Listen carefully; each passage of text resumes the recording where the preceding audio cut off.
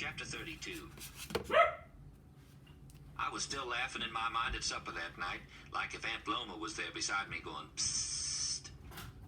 Then Mama asked about the trip to New York City. What day is it you're leaving, Hoyt? In her black cotton dress, she looked like warmed over despair.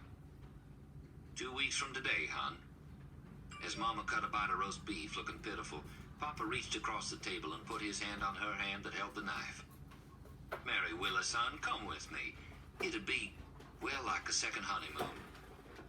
She blushed but looked him straight in the eye. I wish I could, Hoyt. It sure hasn't been any honeymoon around here for a long time. She bit her lip, I guess to keep from saying anything against Grandpa or Miss Love that would upset my daddy. Then she kind of jerked like people do at church trying to shake themselves awake. You know I can't go, Hoyt. It would scandalize the town. Thinking with my mouth again, I said, Mama, how could Cold Sassy be any more scandalized than it is already? Oh, for gosh sake, why did I have to say that? But Papa took it up. I say the same thing, Mary Willis. Please, hon, come with me here. It seemed like Mama was weakening. Granny would want you to, I urged. Not long before she took sick, she told me how happy she was about you getting this nice trip. Did she really say that, Will? Quick tears came to Mama's eyes. What Granny had also said, so wistful, was how she used to dream of going to New York with Grandpa, but he never saw why she wanted to. Granny said he always talked like it was just a long, tiring, boring time. Besides, he couldn't afford to pay her way and his too. I couldn't get ready in 2 weeks, Mama was saying. All those clothes I made back in the spring, they wouldn't do now. I'd need morning clothes. All I got for nice is 2 black dresses. That's all you need, said Papa, getting excited. There's so many people up in New York, you could wear the same dress every day and nobody'd notice. Well, I'd notice, and the hotel clerk. Listen, hon, I could buy you a ready-made dress or 2 after we get up there. Get 'em wholesale. All of a sudden, Mama's face went from looking like 9 miles of bad road to like somebody had left her $1 million. Oh, Hoyt, do you really think it would be all right? She asked anxiously. People wouldn't talk? They might, he admitted, drinking the last of his buttermilk. But Lord, Mary Willis, everybody knows what you've been through lately. And it ain't like we'd be having a good time or anything. Still and all, there's enough to see and do up there to make going worthwhile. Ain't it, Will? You were so little when you and me went, though, maybe you don't remember much. I remember a lot, Papa. And Mary Toy's taken care of, he reminded Mama. So all you got to do is get ready. Please say you'll come with me, hon. Mama hesitated, then all of a sudden smiled and clasped her hands together, raised them and touched her thumbs to her forehead, a way she had of showing when she was happy. I've decided. I'm gonna go, Hoyt. I'm gonna go. My daddy jumped up out of his chair, came around the table with his arms outstretched, grabbed Mama out of her chair and kissed her hard.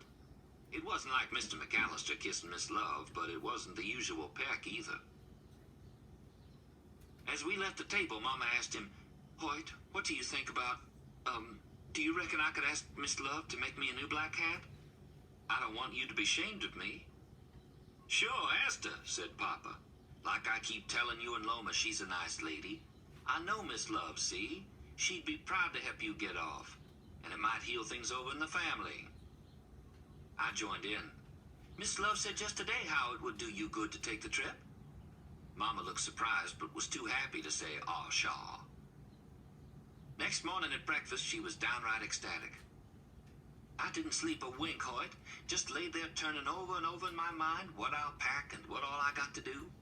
My tail will be in the wind from now till we leave, I know that. First thing, I got to write Temp a postcard and be sure it's all right for Mary Toy to stay on till we get back. Maybe we could go see Mary Toy next Sunday, said Papa, sopping up sorghum syrup with his biscuit. I miss my baby. I do too, but I'm not sure we have time. Besides all the getting ready, I got to can some vegetables. If I don't, we'll lose too much. Goodness gracious, 2 weeks from now I may be too tired to go. But despite Mama had a lot to worry about, there was a smile on her plain face and a light in her blue eyes that we hadn't seen in weeks. Right after Papa left for the store, here came Grandpa Blakesley.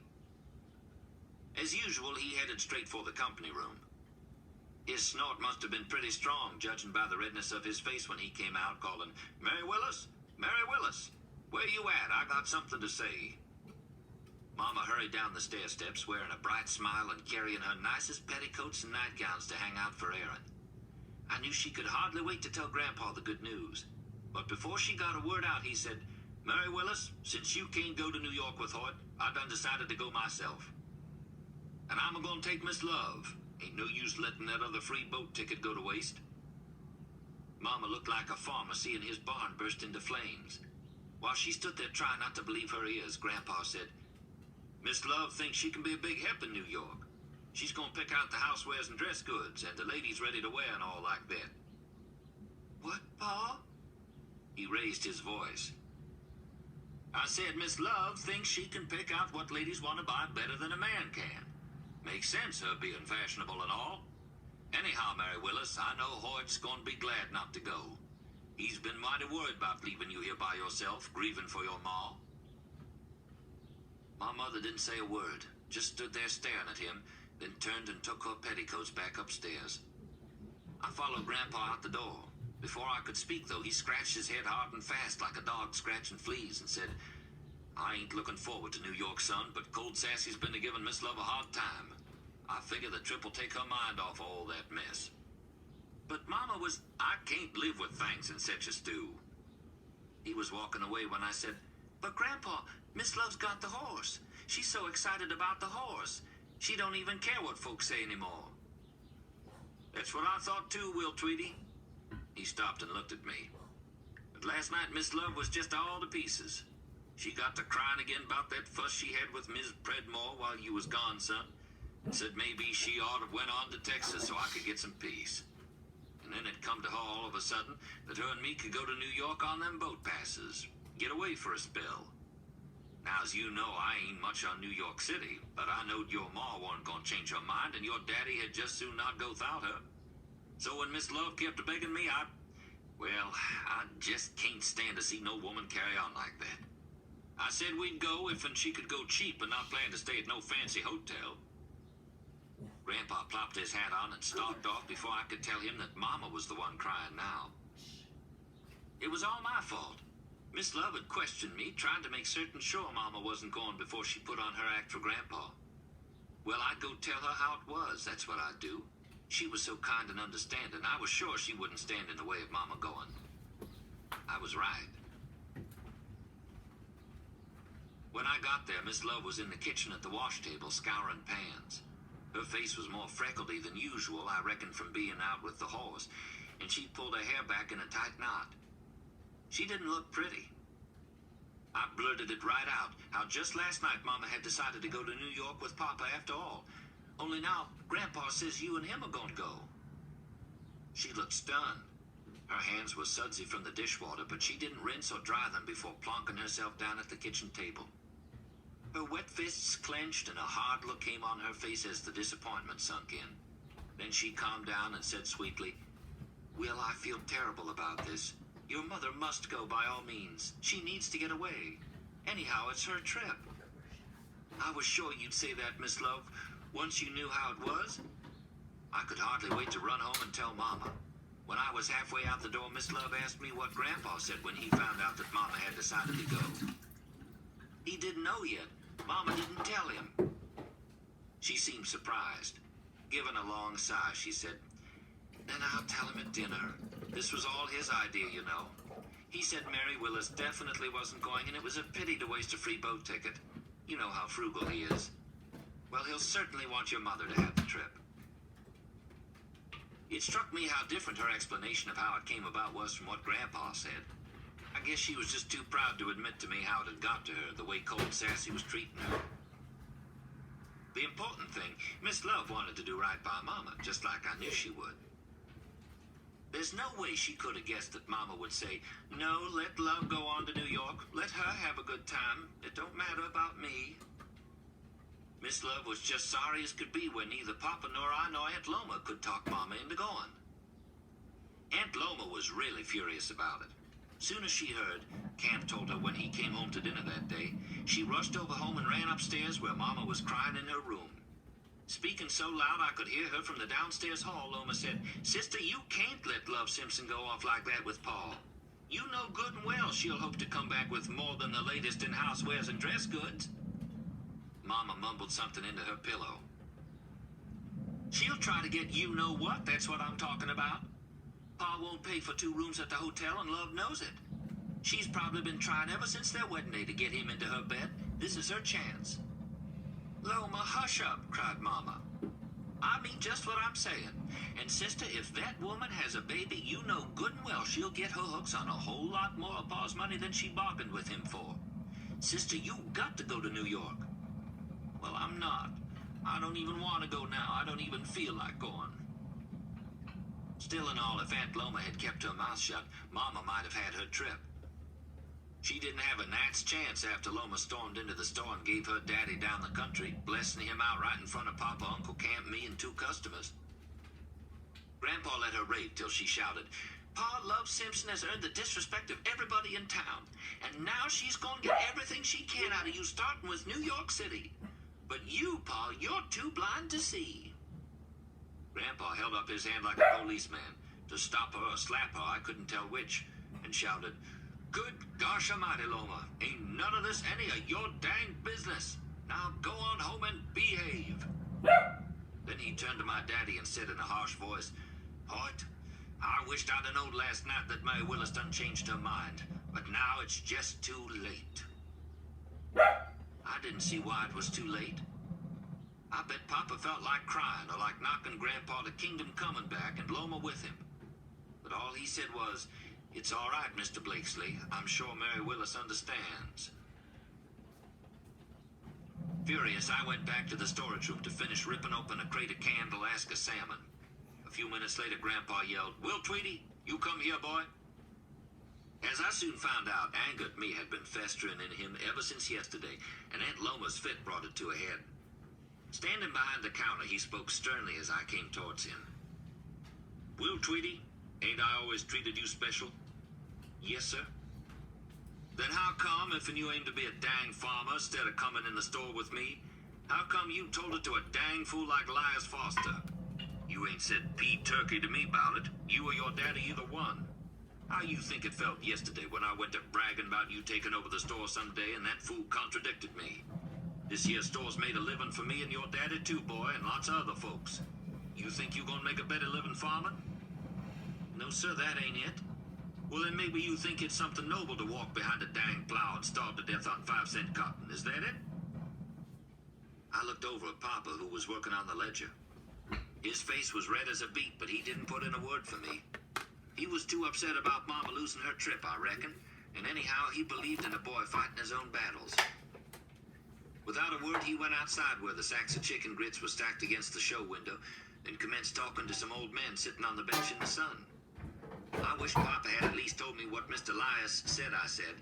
Later, I found out he hadn't heard what Mr. Elias said I said.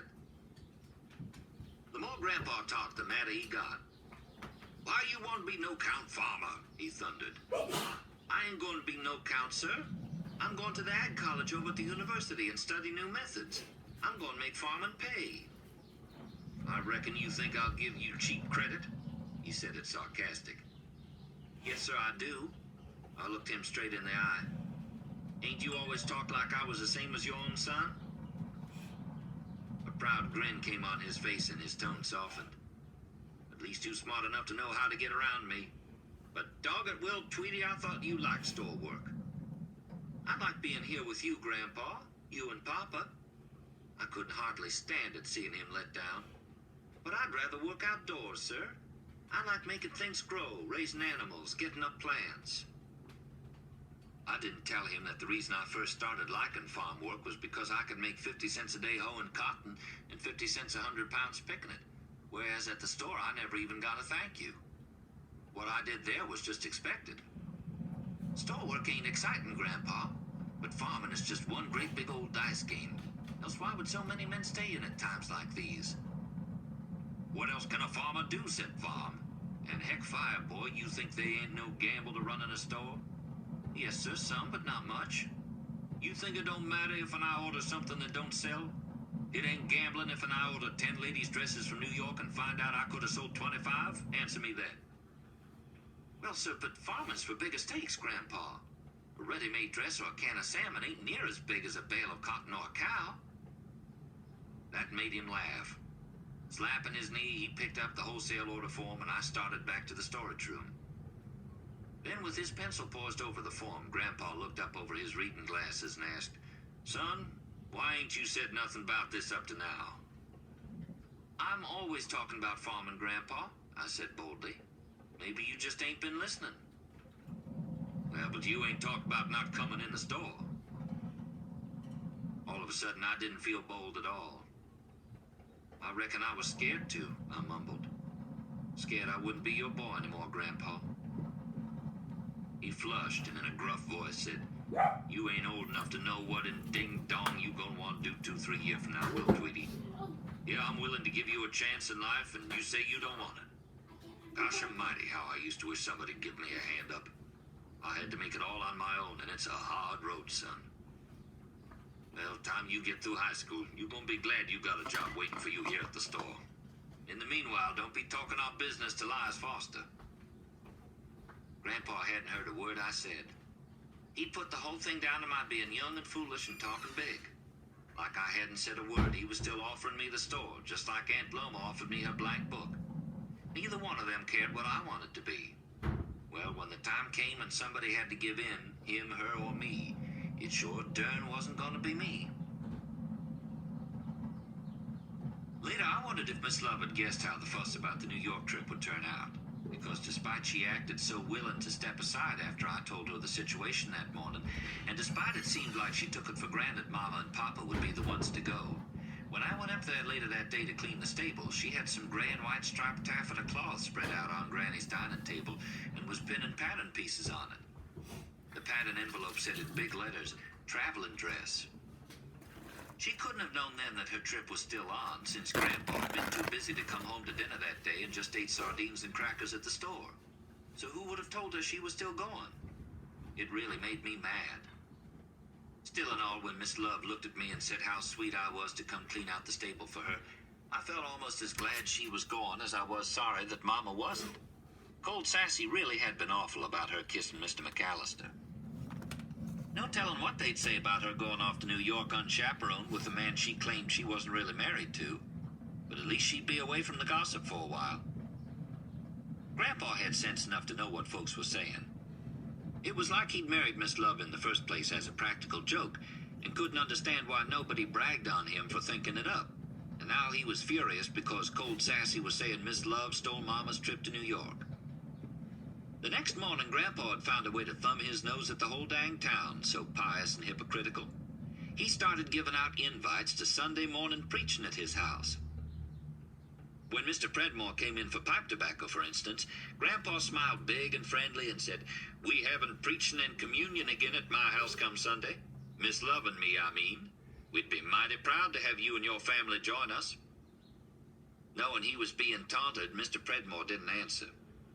"Won't cost you a red cent," Grandpa called after him as he stalked out. "We don't pass no dang collection plate." Uncle Lige whispered to Papa, that in itself would be a miracle, hearing a sermon without having to pay for it. Couldn't Hope laughed, but Papa looked like he just heard heresy incarnate. Showing off for customers, Uncle Lige kept making jokes about miracles, and Grandpa joked back. "Who knows, Lige? Might be we'll even turn water into wine, haw. If and we do, I'll save you some." Then, waving his arm to include several customers in the store, Grandpa called out like a darn circus barker, "Come one, come all y'all. Be glad to have you. We ain't having Sunday school, just singing and praying and preaching. Miss Love's gonna make 10-pound cakes to take care of the communion crowd." Whacking a slab of cheese off the round for Thurman Osgood, the dwarf, Grandpa wrapped it and said as he handed down the package, "Join us Sunday morning, son. We're gonna have us a good time." The church people of Cold Sassy, Georgia didn't look at Sunday morning as the time to have a good time. As Grandpa expected and intended, they took it like he was making fun of religion, or like he was asking folks to come to a house of ill repute and call it church. People said it looked like Mr. Blakesley just wanted to make everybody mad, which he did. Mr. Flournoy said he and his wife would come, but most folks either acted like they didn't hear the invite or else huffed out of the store without buying a thing. Finally, Papa dared to say, Mr. Blakesley, folks are mad about you making fun of the Lord's Day. What if they quit buying from us? Grandpa just laughed. Ain't gonna happen. You think anybody's gonna hitch up and ride a buggy all the way to Commerce just for 20 pounds of sugar? Or a dime's worth of nails at Hardman Hardware or Williford Burns and Rice? No, Hoyt.